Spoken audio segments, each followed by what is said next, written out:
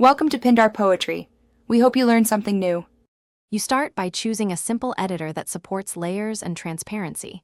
This makes placement precise. Once chosen, import your picture and save an editable copy so you never overwrite the original. Next, pick an emoji file, preferably a PNG with transparency or a sticker from the app, because it preserves edges and colors. Open the emoji and drag or insert it onto your image. This first placement sets scale and composition, so position it roughly where you want the final result to be. Once the emoji is on the image, focus on scale and alignment. Resize and rotate to match angles or perspective lines, and use guides or a 16:9 overlay for balance. Then make it look native. Lower opacity slightly, try blend modes like multiply or overlay, and soften edges with a small eraser or mask. If the scene has warm light, nudge hue and saturation.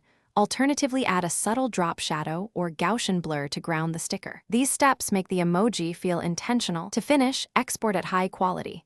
Save a PNG for transparency and a compressed JPEG for fast sharing.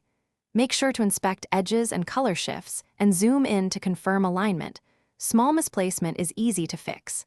If something goes wrong, artifacts, halos, or mismatched lighting, undo and use a layer mask for cleaner edges, or swap in a higher resolution emoji PNG. Finally, test the shared file on one device to confirm appearance before posting or sending it to others. Thanks for watching. Consider subscribing if we helped you.